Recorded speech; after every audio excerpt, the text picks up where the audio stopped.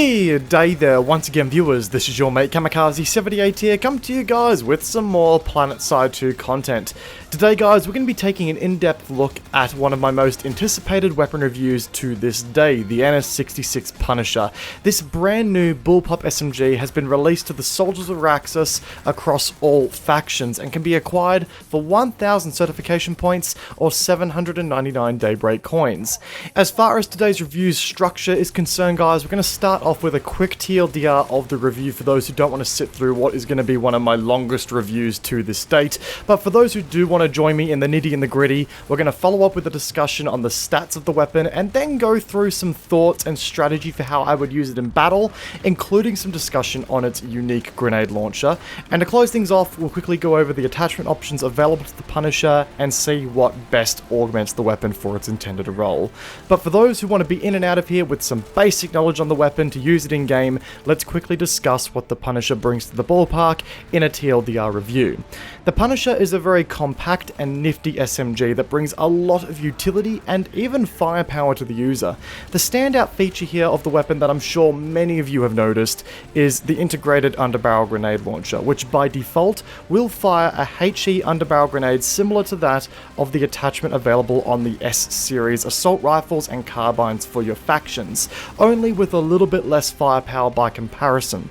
However, the real specialty and selling point of this SMG is its ability to have the payload of the underbarrel grenade change depending on the class that you're using the SMG on, with each class receiving the following benefit. Infiltrators will gain an EMP blast that will disable enemy deployables and produce a light static effect on infantry. The light assault will fire an impulse grenade that pushes the user and enemy players away from the point of detonation. The combat medic will receive an AoE healing pulse that will heal nearby allies and the user, but it will also instantly remove all slow, blinding and concussive effects from affected players. The engineer fires a projectile that will temporarily increase maximum vehicle HP by 500 points, but also repairs a vehicle over time for a short amount of HP. And the heavy assault gains access to a havoc round, which prevents mechanical targets that have been affected from being repaired. So, there is clearly a lot of utility available while using this weapon, and for that alone, it can become an integral part of your support-oriented roles in game. Frontline combat medics are going to see some serious synergy with this weapon, and tank operators will see a great amount of use from the weapon as a buff to their armor columns. But in addition to being a great supportive platform, the weapon is just a great all-around SMG, sporting an incredibly competitive payload that is fired pretty accurately, with the key downside that you need to keep in mind here being the magazine size. It only sports 25 rounds with an additional 5 rounds on offer via extended magazines, so it's built for quick in and out firefighting or as a personal defense weapon really. There's a little bit left to be desired when it comes to using it on frontline assault orientated classes like the heavy assault, where you need more rounds in a magazine. With that said, with the right positioning, this is a hell of an SMG to run and will treat you well under the right circumstances. And with all that said, let's dive into the SMG itself and see how it operates from a statistics point of view. Okay, so starting things off here is the damage payload, and we're looking at a 143 maximum damage at 8 meters, dropping off to a minimum bullet damage of 87 out at 75 meters. So the key thing to note here is that the drop off over range does occur over a long distance, but we do drop a total of 5 bullet to kill thresholds. This sees us with a 7-shot kill within 8 meters, an 8-shot kill out to the 29 meter range, a 9-shot kill out to the 45 meter range, a 10-shot kill out to the 59 meter range, with the weapon sporting an 11-shot kill beyond 59 meters all the way out to the 75 meter range. And being honest, if you are seriously trying to use an SMG all the way out at 75 meters, then I would seriously recommend a trip back to the weapons armory, because that ain't gonna work, chief. Okay, so these damage models in mind, when we combine that with the rate of fire of 769 rounds per minute, or 12.81 rounds per second, we arrive at a theoretical time to kill of 0.47 seconds at the 8 meter mark, 0.55 seconds at the 29 meter mark, 0.63 seconds at the 45 meter mark, 0.71 seconds at the 59 meter mark, and 0.86 seconds all the way out to 75 meters. Keeping in mind, guys, that these theoretical time to kills are on the assumption that there are no damage modifiers coming into play when engaging a target, and all rounds land in the standard chest area. Recoil-wise here, we have a fairly mild vertical climb that is quite easily controlled when compared to most other weapons on the battlefield, but it does also come with an accompanying horizontal recoil that a lot of players may consider to be a little alien? Yeah, that's the word I'm looking for. It's got a left-hand side pull that does feel a touch strange, as most weapons with horizontal recoil angle kick actually kick to the right. So just prepare yourself for that by pulling down and to the right on your mouse or joystick when this gun comes out for PS4 to compensate. As far as our stats are concerned, we have a 0.35 degree vertical kick per shot, which when we accompany with the 2x first shot multiplier, it pushes things up to 0.7 degrees for every first shot, so that's a bit on the higher end of things, something to keep in mind. Horizontally, the weapon is given a 0.25 degree horizontal kick per shot that is governed by a recoil tolerance of 0.6, which means that the weapon can only kick in one direction twice before being forced back in the opposite direction. Helps to keep the weapon relatively centered on its original firing axis, so that's pretty good. We are, however, met with that strange recoil angle of -16 to -20 degrees towards the left, and with it being random, it is just that little bit more unfortunate to deal with too. Cone of fire values here are the exact same as the NS-7 PDW, so if you're used to the accuracy on that thing, you're going to have no problems here adapting accordingly. One thing I want to draw your guys' attention here to quickly though is the fact that the weapon does not punish you at all accuracy-wise for moving and firing while aiming down sights. As you can see, all of the aiming down sights cone of fire values are the exact same, meaning that whatever stance or whatever movement you're in, the weapon is going to fire to the same degree of accuracy. Keep that in mind. Magazine size here is limited to a mere 25 rounds, however, and with that comes a 2.25 second reload time for a short reload and a 2.65 second reload time for a long reload, and this draws from an ammo pool of 200 rounds.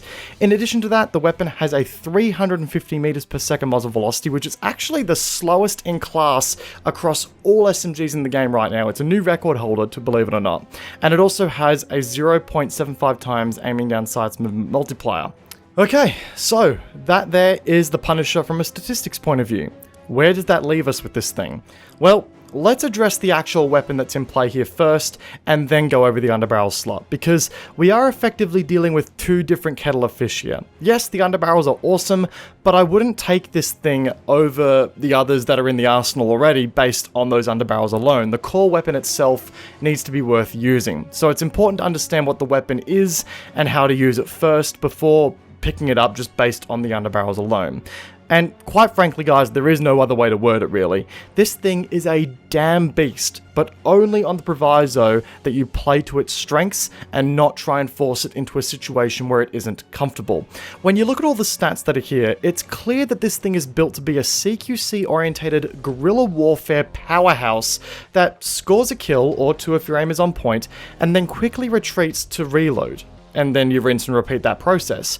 The default 25 round magazine that you have to play with here means that if every round scores a hit in a magazine, you can in theory score 3 kills without going for headshots, but that is a perfect world scenario with perfect accuracy. So squeezing 2 kills out of this magazine is a good day at the office. We have a reload here that doesn't break your back and actually clocks in at being faster than the PDW marginally, but you always have got to have a fallback plan if too many targets make an appearance at once. This is not a crowd control SMG. As we've said before, you can't force it into a situation where it isn't comfortable. There've been a fair few people jumping into my streams lately while we've been testing this thing, saying that with the right attachment options, the weapon is capable of becoming closer to a carbine at range. Now, while that is true to a certain extent, you're essentially trying to take a role that this weapon is not built for and stuffing it into said situation while it's kicking and screaming. Allow me to explain my reasoning. As we know, the magazine size is an issue. At ranges above 30 meters, a couple of things happen. Firstly, if you're anywhere beyond 30 meters, you're instantly in a 9-shot kill range. That is a lot of rounds to kill a target in this game. and that is assuming that a heavy shield or a nanowave arm or anything of the sort doesn't come into play. It's going to murder your time to kill and leave you in the open for far too long for an enemy to come in and counterattack you with a weapon that is more fit for that range. Secondly, you're dealing with a terribly slow muzzle velocity with a recoil pattern that features angular randomized kick. This inherits a harder to control experience even when tap firing at range, and not to mention the first shot multiplier here kind of negates the benefits of tap firing too by doubling the recoil on every burst initiated. When you look at the NS-7 PDW by comparison, that weapon features a damage profile that only drops 2 bullet to kill thresholds and has a much more controllable recoil pattern and sports a much nicer muzzle velocity and an increased magazine size, which places it a little bit more confidently in the role of being an SMG that can flex to be a bit of a carbine. It does that role a lot more effectively. In addition, the Punisher's cone of fire values while aiming down sights, as we mentioned before, do not punish you for moving, so the weapon is also encouraging you to take advantage of the improved movement speed while aiming down sights to not only outmaneuver targets but also remain pretty damn accurate while you're doing it. Standing still with this weapon literally nets you no bonuses, and considering that at range you're probably going to be standing still a little bit more often, you're not really making the most of what the weapon is trying to get you to do here. This is the weapon that you need to be crafty with. You need to play with the intent of being on the front foot and catching enemies off guard. Make use of headshots to down targets faster in CQC and keep enemies guessing as a result. Scoring these headshots will also see you improve the efficiency of your magazine, giving you much needed room to breathe if a second enemy makes an unexpected appearance. Just have a sidearm ready in case things get a bit spicy with the ammo pool. Okay, so normally we'd be done with the tips and tricks section of a weapon review, but nope, there's a whole other side to the weapon that we need to look at, the underbarrel grenade launcher. So without the adaptive module attached, it will fire standard fragmentation rounds that are a bit weaker when compared to the more standard underbarrel HEs that we can find on our S-class carbines and assault rifles. With some testing between the two, the Punisher's rounds when detonated nearby a player across 3 shots averaged at approximately 270 damage, whereas the standard underbarrels averaged at approximately 638 damage. That was across 3 rounds. So we've approximately got a 369 HP difference. For full disclosure, these numbers were generated by firing 3 rounds of a shell at a full health target as close as possible without a direct hit with no flak armor equipped. It's also worth pointing out that we had an occasion where we observed an exact 500 HP difference in damage, suggesting that there may actually be a 500 damage difference between the 2 launchers on the Punisher and on your S-class weaponry. Now on direct hits, the Punisher will bring a target down to 250 HP remaining with fully stripped shields, whereas more standard issue underbarrels will kill a target outright. So it's clear that it is a weaker option, and being honest, with that in mind, the auxiliary class-based options are going to be a lot more enticing, because the only loadout I could imagine the underbarrel fragmentation being useful with the Punisher is on a Grenadier Engineer kit, where you may as well take the S variant carbine anyway. Just worth noting that there as well. Okay, so now let's get into the adaptive class underbarrel mod and see how it changes the underbarrel grenades available to the Punisher and some of the mechanics behind them. The Infiltrator's option is very much designed to bust nearby explosives and stall enemy turrets as required, as its static effect is very mild and shield health is not drained on this version of the EMP payload. It does mean that you don't need to use a full EMP for more menial situations like, taking out a proxy mine or taking out a spawn beacon, stuff like that. That is a nice bit of flexibility that these underbarrels add to the class. The impulse grenade available to the light assault is probably the most fun I've had with this gun so far, because my god, when you time it right with your light assault jump jets, you can really cover some distance here that wasn't normally available. The best application that I've been able to squeeze out of these impulse grenades so far is using a vertical wall or something like that while jumping nearby to give yourself a kick of horizontal momentum, and then you can sort of use your jump pads like a jump pad drift to cover some distances that you weren't able to in the past. The mobility that this ammunition provides is actually extremely interesting to me, and I look forward to using it a bit more in the future. For this reason alone, the Punisher may actually become one of my primary weapons on my light assault class. Now, the Medic's cleanse ability is actually the one I've found to be the most useful by far when it comes to playing a supportive role with the weapon.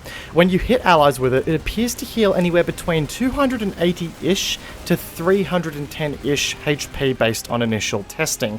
No matter how much testing I did, I couldn't get a consistent amount of HP to be healed every time I fired it, which I found a bit strange. I thought it would have been a bit more consistent. I don't know what the modifiers are and how it works, but that's something to consider here as well.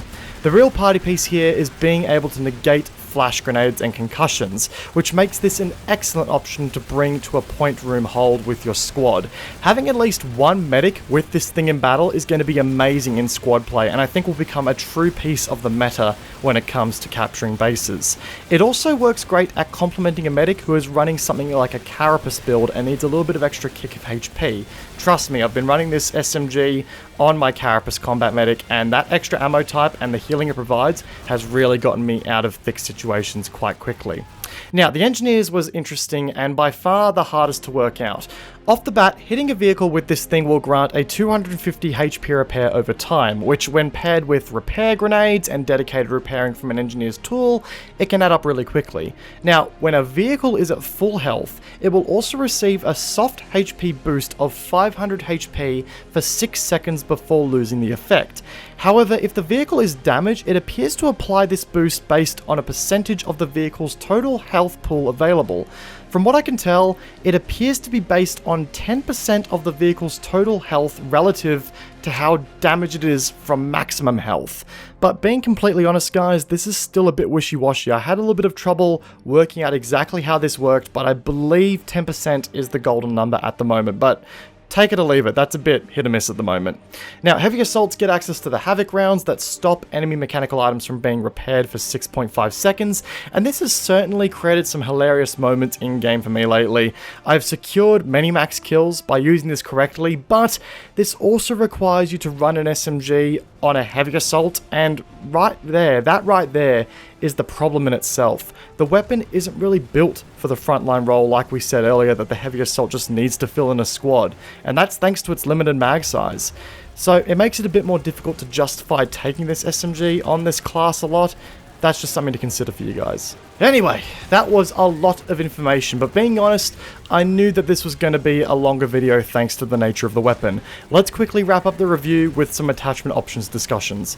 The Punisher has access to 1x through to 3.4x optics, including a 1x IRNV, a compensator, flash suppressor, dark light flashlight, extended magazines, laser sight, adaptive class underbarrel, high velocity, and soft point ammunitions. And just to give you guys a bit of a tidbit on attachment discussions here with this weapon, you can actually mount both the adaptive class underbarrel and another rail attachment at the exact same time. So with that in mind, the first two things that I'm going to recommend you guys unlock is the adaptive class underbarrel and the extended magazines. Now there are some arguments for taking laser sight, and on my infiltrator class where I've got a little bit more control as to who I do and don't engage, I do take the laser sight for that added hipfire accuracy.